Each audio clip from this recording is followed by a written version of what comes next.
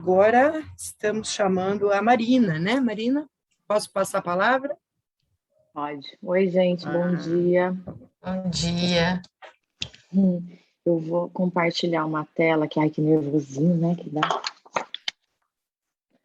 Quando a gente vai falar, peraí.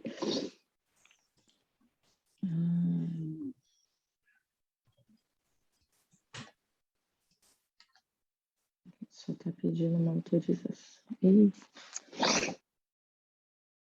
Peraí.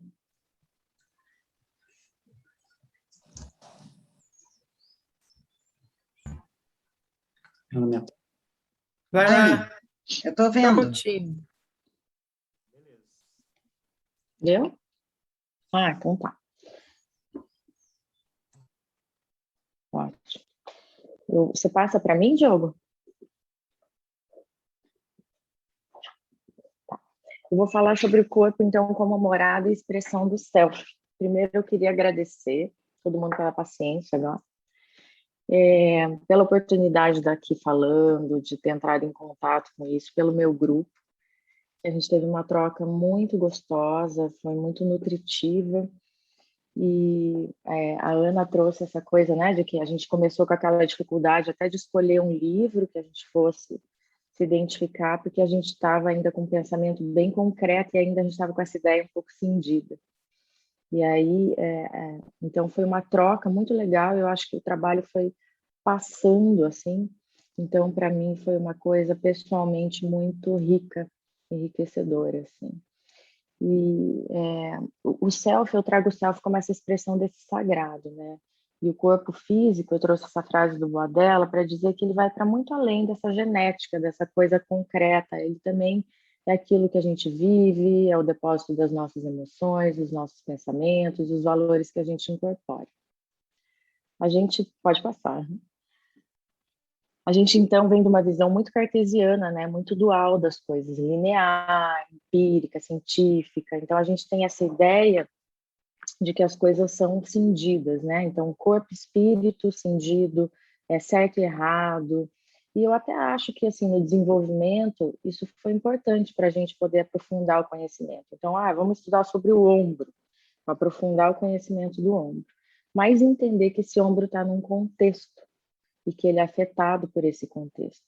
E ele afeta esse contexto e é afetado por ele. Então, a gente começa a ter essa mudança de paradigma hoje, uma visão mais holística do todo, onde a gente percebe que as coisas estão interligadas. Então, eu gosto muito da imagem da rede ou da teia da aranha, né? Que você puxa um pontinho que aparentemente está desconectado de outro, mas quando você puxa aqui, ele deforma tudo, porque as coisas se afetam. Então, ele mostra muito essa ideia de que a gente é integral. Então, o ser humano como corpo físico, corpo mental e corpo espiritual. E aí, o que é a alma, né, dentro desse contexto?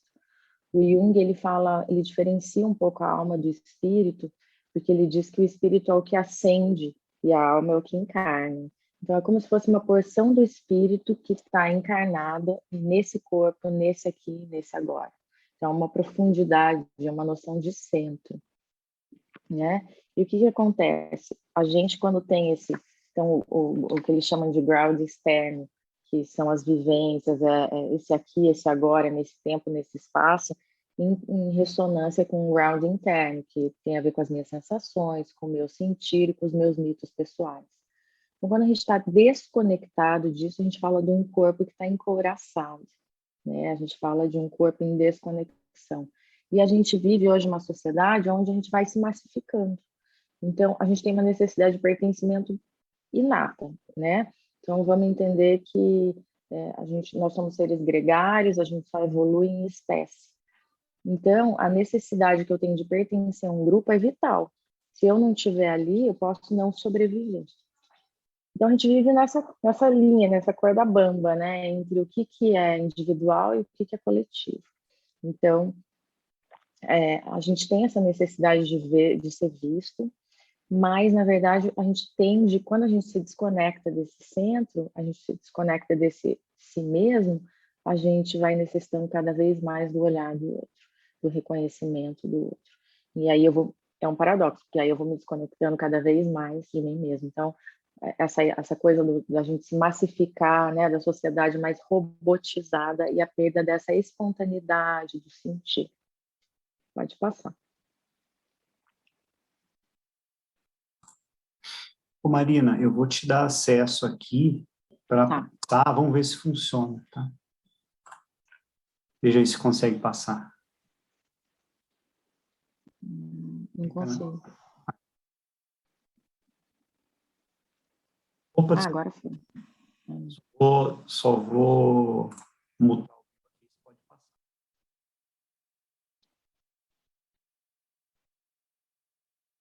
Não estou conseguindo.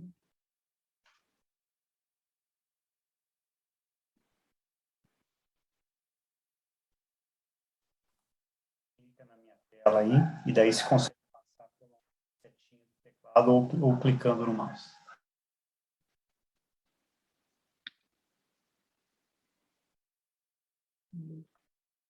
Tá, então você passa para mim, né? Obrigada. O Freud traz, então, um pouco esse conceito do narcisismo saudável, né, com o narcisismo neurótico. Então, o narcisismo saudável como esse prazer de viver, né, esse orgulho que eu tenho das minhas conquistas, esse amor, esse autocuidado. Então, é o amar o próximo como a si mesmo, né, e não sobre si mesmo. Então, a noção que eu tenho de amor comigo, que me perpassa também e vai para o outro. E o narcisismo secundário, que é o neurótico, então ele diz que é essa desconexão que a gente tem, por exemplo, sentir e pensar. Então o narcisista fica preso, né, no ideal que ele tem de si, e ele se desconecta do corpo, da experiência, do sentir. Então eu gosto muito do mito do Narciso, porque o Narciso, na verdade, o que acontece? Ele é fruto de um estupro. A mãe dele não quer ele, ela não deseja. Só que quando ele nasce, ele é tão bonito que ela fica encantada com aquele bebê e fica com ele. Mas a verdade é que ela não tem um vínculo profundo com ele. Ela simplesmente fica presa na aparência. E ele está em busca de si mesmo, né? Então, quando ele se enamora da sua imagem na água, refletida na água, vamos pensar que a água é muito símbolo para esse mundo emocional, para esse sentir. Então, a Adri dizia, mexeu nas águas do corpo, né? Quando fazia a sessão, então dá vontade de fazer xixi, a gente, né, tem o movimento da barriga. Então, a água, ela vem. Só que ele fica também preso só na imagem. Ele não mergulha, ele não faz um mergulho exatamente no que é ele. Ele fica só ali no que aparenta.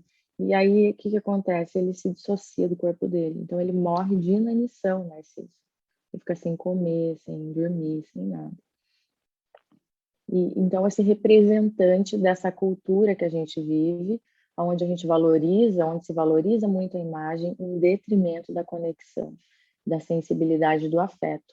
E aí, como eu estou cada vez mais distante da minha essência, da minha espontaneidade, do que diz de mim, eu preciso cada vez mais do olhar do outro.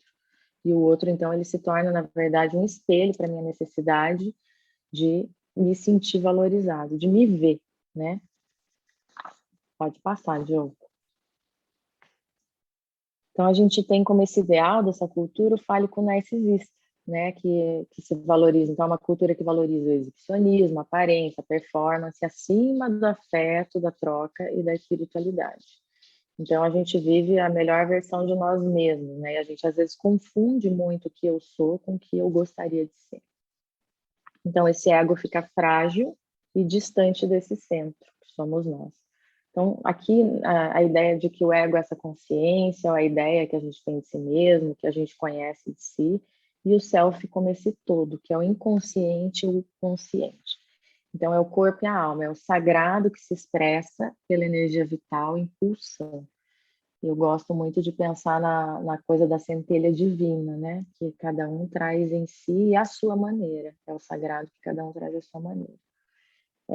Então, o eu maior, o self como esse eu maior, que transcende aquilo que é só meu, que é individual e pessoal.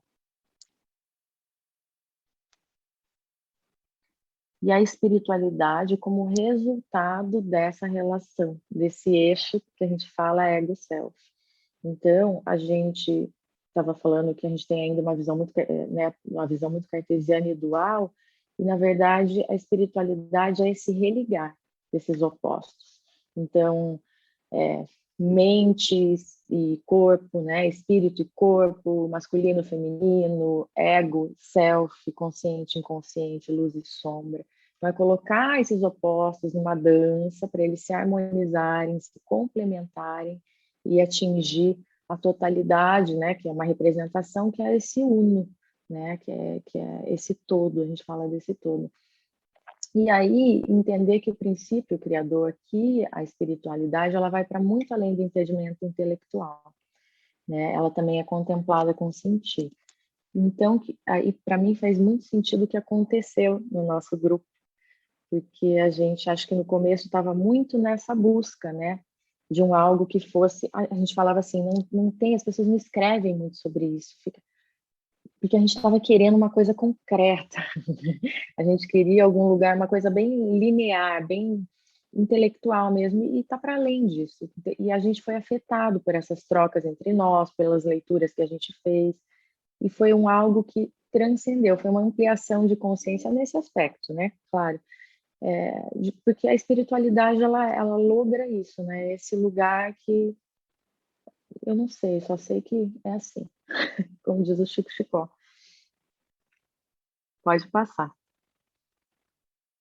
E o Reich traz naquele livro Assassinato de Cristo essa ideia do mito cristão como esse símbolo que vem estruturar a nossa consciência ocidental e Jesus como essa imagem desse ser integral. Então, como esse representante desse eu sem amarras, né, de um homem capaz de se entregar. Então, Jesus ele não está interessado em gratificações, em ser engrandecido, reconhecido no olhar do outro. Ele simplesmente é. Ele traz não Deus como uma entidade que está para além ou nos céus, distante de nós. Ele traz esse contato esse contato íntimo com o Pai, né, que ele chama. Então, o reino dos céus em nós. E ele está interessado, ele está tão conectado com esse centro dele que ele só quer, ele está interessado, ele se sensibiliza com o outro, com o mundo, e ele quer passar isso, ele vem representar isso. Então, ele tem esses opostos integrados, ele está em contato com o divino que habita ele, com essa coisa, com esse arquétipo da totalidade.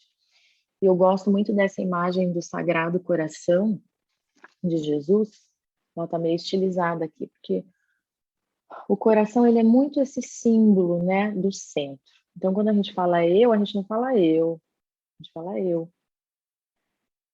E a gente se refere ao centro. E eles dizem que, na verdade, é o timo, né, que é a sede da alma, que o coração está mais para a esquerda, né? Quando o guerreiro vai, ele bate no peito, ele acorda essa essência, essa força vital que ele tem.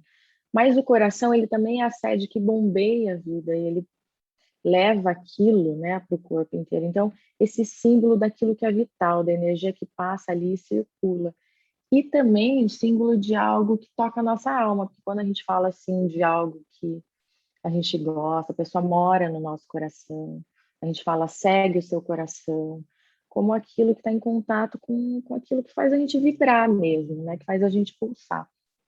E a chama também é uma coisa que tem ali no Sagrado Coração, porque o fogo ele é muito representante dessa transmutação. Então, a Andrea, que estuda na pós com a gente, ela estava me falando um dia que para o indígena, quando ele fuma o cachimbo, aquilo para ele é um rezo. Então, ele pega uma substância da terra, que é o tabaco ou outras ervas que ele queira, ele queima ela e coloca uma intenção nesse queimar. Então, o indígena, ele não traga o fogo, a fumaça, ele só bafora. Porque, na verdade, ele está colocando aquela intenção naquele fumo, aquela é uma oração que ele está queimando uma matéria, ele está se utilizando da matéria para isso, e aquilo vai transmutar através do fogo para uma coisa mais sutil e chegar no mundo dos espíritos, né? Então, o fogo como esse representante dessa transformação da nossa consciência pessoal em conexão com esse divino que eleva e a gente pode ter uma ampliação de consciência. E aí é estar realmente em contato com esse corpo, né? É estar realmente em contato com o que pulsa dentro da gente, com as nossas dores também, com o nosso sentir, né? E com as coisas que nos mobilizam. Então é isso. Eu trouxe também a referência que eu usei e espero que vocês tenham gostado. Obrigada, Diogo. Obrigada mesmo.